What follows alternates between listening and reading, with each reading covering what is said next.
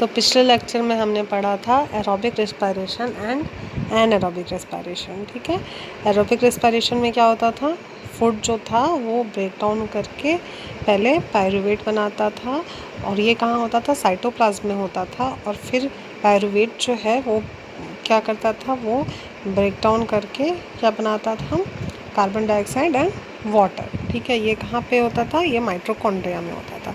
फिर anaerobic respiration में हमने क्या पढ़ा था कि उसमें क्या बनता है, इथेनॉल एंड कार्बन डाइऑक्साइड और कम अमाउंट एनर्जी 2 ATP एनर्जी बनते हैं। ठीक है, पर एरोबिक में 38 ATP। ओके, तो फिर उसके बाद हमें क्या पढ़ना था कि कई बार जो होते हैं, हमें ये पता है कि ह्यूमन बीइंग में क्या होता है, एरोबिक रेस्पिरेशन होता है। ठीक है, we obtain energy by aerobic respiration. But कई बार ऐसा होता है कि ह्यूमन बॉडी में एनएरोबिक रेस्पिरेशन हो जाता है, कहाँ पे, मसल्स में। ठीक है, तो वो क्यों होता है, कैसे होता है, ये अभी हमें जानना है।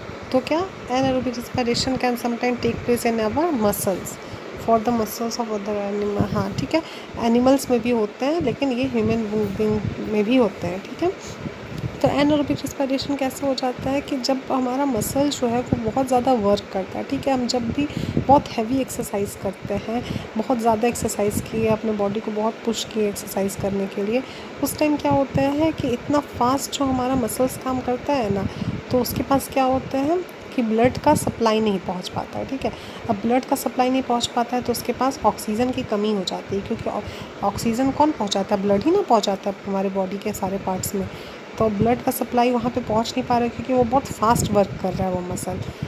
तो ब्लड नहीं पहुँचने की वजह से वहाँ ऑक्सीजन की कमी हो जाती है, और ऑक्सीजन की कमी होने की वजह से जो हमारा मसल सेल्स होता है वो क्या करता है, वो एनारोबिक रेस्पिरेशन वहाँ पे करता है। ठीक है, एनारोबिक रेस्पिरेशन की वजह से वहाँ पे क्या चीज़ का फॉर्मेशन हो जाता है, लैक्टिक एसिड का फॉर्मेशन होता है। कि यहाँ ये भी हमने पढ़ा था कि एनारोबिक रेस्पिरेशन में लैक्टिक एसिड भी फॉर्म होता है। ठीक, तो क्या होता है कि जब हम बहुत ज़्यादा एक्सरसाइज करते हैं, हैवी एक्सरसाइज करते हैं, जिसकी वजह से जो है ब्लड हमारा वहाँ पहुँच नहीं पाता है, ब्लड नहीं पहुँच पाता है, तो वहाँ पे ऑक्सीजन की कमी हो जाती है। ऑक्सीजन की कमी होने की वजह से वहाँ एनारोबिक रेस्पिरेशन कराना पड़ता है, और एनारोबिक रेस्पिरेशन होता है, और जिसमें क्या होता है, लैक्टिक एसिड का फॉर्मेशन होता है। ठीक है, यहाँ पे क्या है, then when anaerobic respiration take place in human muscles और animal muscles, then glucose is converted into lactic acid which release of a small amount of energy, जिसमें क्या होता है, छोटे मात्रा में एनर्जी का भी फॉर्मेशन होता है। ओके, जैसे यहाँ पे देख लो, ग्लूकोज है वो साइटोप्लाज्म में ग्लाइकोलाइसिस की मदद से पायरुवेट बना।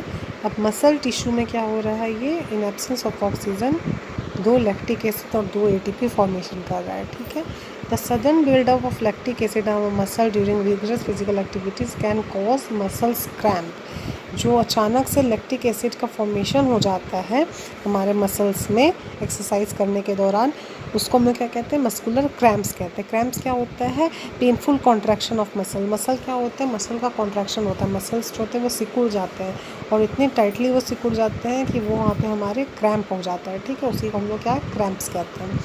फिर क्या है, during a physical exercise most of the energy in our muscle is produce by aerobic respiration. हाँ, क्या होता है कि हैवी फिजिकल एक्सरसाइज के दौरान जो होता है, ज़्यादातर एनर्जी हमें कहाँ से मिलती है, एरोबिक रेस्पिरेशन से मिलती है। क्योंकि एनारोबिक रेस्पिरेशन में क्या होता है, बस बहुत कम मात्रा में हमें एनर्जी मिलती है, जैसा कि देख ही रहे हो आप लोग, 2 ATP बस यहाँ पे मिलते हैं, और एरोबिक में 38 ATP मिलते हैं।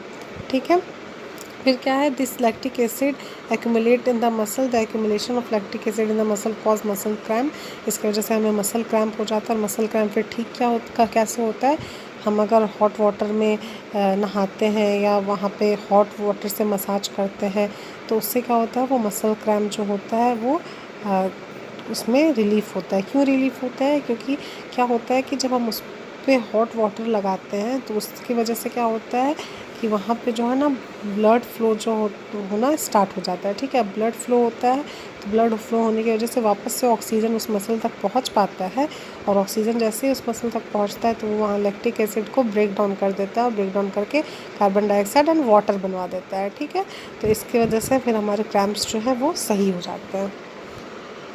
जैसा यहाँ लिखा भी है, can get relief from cramps in muscle cause by heavy taking hot water bath और मसाज। ठीक है, हॉट वाटर बाथ से क्या होता है, ब्लड सर्कुलेशन वापस से इम्प्रूव हो जाता है, ब्लड फ्लो होता है, तो सप्लाई ऑफ ऑक्सीजन हो जाता है मसल में इंक्रीज, जिसकी वजह से ऑक्सीजन ब्रेक डाउन कर देता है लैक्टिक एसिड को कार्बन डाइऑक्साइड एंड वाटर में, जिसकी वजह से हमें क्रैम्प से रिलीफ मिलता है। ठीक है, the anaerobic respiration does not take place only in the muscles of human beings, सिर्फ ह्यूमन बींग में नहीं होता है, एनिमल्स में भी होता है। ये मैंने बताया आपको, इन सारे एनिमल्स में लायन, टाइगर, चीता, ऐसे जो भी जानवर होते हैं जो जिनका दौड़ने का काम होता है, जो तेज़ दौड़ते हैं, उन सब में ये होता है। ठीक है, तो यहाँ हमारा एरोबिक रेस्पिरेशन और एनारोबिक ख़त्म हुआ। अब चलते हैं हम रेस्पिरेशन इन प्लांट्स देखते हैं। ओके, जैसे एनिमल्स में होता है वैसे प्लांट को भी क्या एनर्जी की ज़रूरत होती है। ठीक है, अब प्लांट्स भी को एनर्जी कैसे मिलती है, रेस्पिरेशन से। ओके, क्या होता है यहाँ पे ऑक्सीजन और कार्बन डाइऑक्साइड दोनों प्रेजेंट होते हैं, जिनको हम लोग रेस्पिरेटरी गैसेस कहते हैं।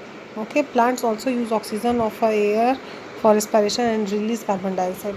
क्या करता है प्लांट, ऑक्सीजन लेता है और कार्बन डाइऑक्साइड रिलीज करता है। ठीक है, The respiration in a plant also involve the exchange of oxygen and carbon dioxide. Respiration की वजह से क्या एक्सचेंज होता है ऑक्सीजन और कार्बन डाइऑक्साइड का। अब क्या डिफरेंसेस हैं एनिमल और प्लांट्स में, ये हम पहले देख लेते हैं। ठीक है, प्लांट्स में क्या होता है कि सारे पार्ट्स के रिस्पायरेशन अलग अलग होते हैं, सारे पार्ट्स जो है अपना इंडिविजुअली रिस्पायरेट करते हैं। ओके, पर एनिमल्स में क्या होता है, बस जिस तरीके ह्यूमन बॉडी में होता है कि हम रिस्पायरेट करते हैं सिर्फ एक ही बॉडी पार्ट से, उसी तरीके से एनिमल्स में भी बस सिंगल यूनिट होता है जो रिस्पायरेशन का काम करता है। ये नहीं कि सारे इंडिविजुअल्स अलग अलग करते हैं, ऐसा नहीं होता है। ठीक है, फिर सेकंड पॉइंट हमारा क्या है, during respiration in plant there is a little transport of respiratory gases. वहाँ पे क्या होता है, थोड़ी छोटा मोटा ट्रांसपोर्टेशन होता है एनर्जी का, गैसेस का। पर एनिमल में क्या होता है कि लॉन्ग डिस्टेंस में ट्रांसपोर्ट होता है। ठीक है, तो ये हमारा सेकंड पॉइंट है। And third point, respiration in plant occur at the slow rate. Plant में स्लो रेट में रिस्पायरेशन होता है, बट एनिमल्स में फास्टर रेट में होता है। ओके, ये तीन डिफरेंस है एनिमल और प्लांट में। फिर क्या है कि प्लांट में जो ऑक्सीजन होता है वो कैसे मिलती है, वो डिफ्यूज़न प्रोसेस से मिलती है। पहले भी मैंने बताया था कि एक्सचेंज ऑफ गैसेस हमेशा क्या होता है, डिफ्यूज़न प्रोसेस से ही होता है। ओके, तो प्लांट के पास क्या है, ब्रांचिंग शेप है, जिसकी वजह से उनका जो सरफेस एरिया है वो लार्ज है। ठीक है, उनके वॉल्यूम के कंपैरिजन में उनका सरफेस एरिया जो है वो बड़ा है, जिसकी वजह से क्या होता है, डिफ्यूज़न जो है वो ऑक्सीजन को सप्लाई करवाता है। ठीक है, डिफ्यूज़न की मदद से ही ऑक्सीजन जो है वो सप्लाई होता है, और डिफ्यूज़न ही कहाँ, हमारे प्लांट के रूट्स, स्टेम, लीव्स में हर जगह डिफ्यूज़न ही प्रोसेस होता है, जिसकी वजह से रिस्पायरेशन होता है। ओके, अब सबसे पहले हम लोग रिस्पायरेशन जो हमारे रूट्स में देखेंगे कि किस तरीके से होता है।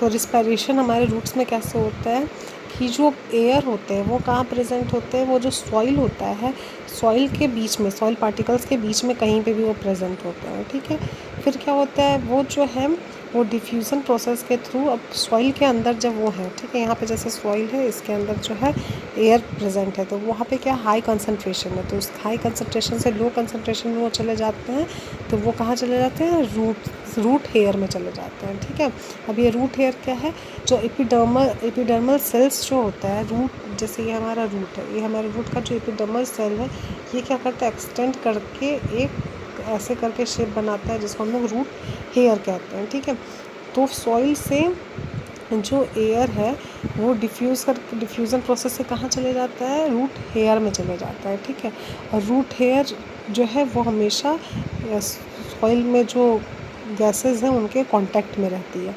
ओके, तो उससे क्या होता है कि ऑक्सीजन जो है वो सॉइल से कहाँ चले जाता है, रूट हेयर में चले जाता है, और रूट हेयर में जो कार्बन डाइऑक्साइड प्रोड्यूस हो रहे होते हैं वो क्या चले जाते हैं, वो वापस से कहाँ, सॉइल में चले जाते हैं। ठीक है, इस तरीके से एक्सचेंज हो जाता है यहाँ पे गैसेस का, ऑक्सीजन और कार्बन डाइऑक्साइड का, किसके थ्रू होता है, रूट हेयर के थ्रू होता है। ठीक है, it has been found that the land plant die if their root remain water locked. ये हम देखा गया है कि जो लैंड प्लांट्स होते हैं, जो ज़मीन के जो पौधे होते हैं, वो मर जाते हैं जब उनका रूट जो है वो वाटर लॉक्ड हो जाता है, वाटर में मतलब लॉक हो जाता है। अब किसी एक जगह पे जहाँ सॉइल है वहाँ पे बहुत ज़्यादा वाटर है, ठीक है, बहुत ज़्यादा वाटर होने की वजह से क्या होता है कि वहाँ पे एयर को स्पेस नहीं मिल पाता, वहाँ पे वाटर ही बहुत होता है, तो एयर को स्पेस नहीं मिलता है। तो एयर जब वहाँ पे मौजूद नहीं है तो रूट हेयर को ऑक्सीजन कहीं से मिल नहीं पाएगा, रूट हेयर को ऑक्सीजन मिल नहीं पाएगा, तो रूट हेयर क्या एरोबिक रेस्पिरेशन कर नहीं पाएंगे, जिनकी वजह से वो क्या करते हैं एनएरोबिक रेस्पिरेशन करते हैं। और एनएरोबिक रेस्पिरेशन करते टाइम क्या होता है अल्कोहल का फॉर्मेशन होता है। तो अल्कोहल जैसे प्रोड्यूस होता है जो कि हमारे प्लांट्स के लिए हानिकारक होता है, तो प्लांट्स जो क्या होते हैं वो मर जाते हैं। ठीक है, तो यही इसी तरीके से हमारे रूट में रिस्पायरेशन होता है। मैं एक बार क्लियर फिर से आपको बता देती हूँ। जैसे ये हमारे प्लांट है, ठीक है, ये इनके रूट्स है, ठीक, ये हमारा सॉइल है। अब रूट में क्या होता है कि एपिडर्मल सेल होते हैं। एपिडर्मल सेल जो होते हैं, जैसे ये हमारा एपिडर्मल सेल है, ये क्या करते हैं इस तरीके से एक्सटेंड हो जाते हैं, एक्सटेंड होके क्या ये रूट हेयर बना देते हैं। ठीक है, अब ये रूट हेयर जो है ये हमारा सॉइल है, सॉइल में जो ऑक्सीजन है उसके कांटेक्ट में आता है और उसको डिफ्यूज़न प्रोसेस से रूट हेयर के अंदर चला जाता है। कार्बन डाइऑक्साइड जो रूट हेयर में होता है वो डिफ्यूज़न प्रोसेस से सॉइल में आ जाता है। ठीक है, इस तरीके से गैस की एक्सचेंज होती है और फिर ये रूट हेयर में जाके इस तरीके से ये रिस्पायरेशन यहाँ पे किया रूट हमारा। ठीक है, पर जब क्या होता है कि यहाँ पे वाटर हो जाता है, ठीक, like this is our epidermal cell, ये अपना रूट हेयर है। अब यहाँ पे क्या बहुत सारा वाटर इकट्ठा हो गया।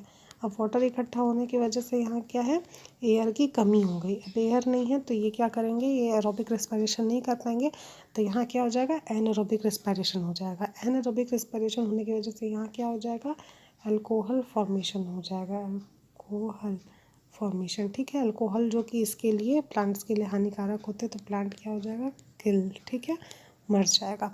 तो ये हमारा रेस्पिरेशन इन रूट्स था। अब नेक्स्ट लेक्चर में हम respiration in stem, respiration in leaves ये सब पढ़ेंगे।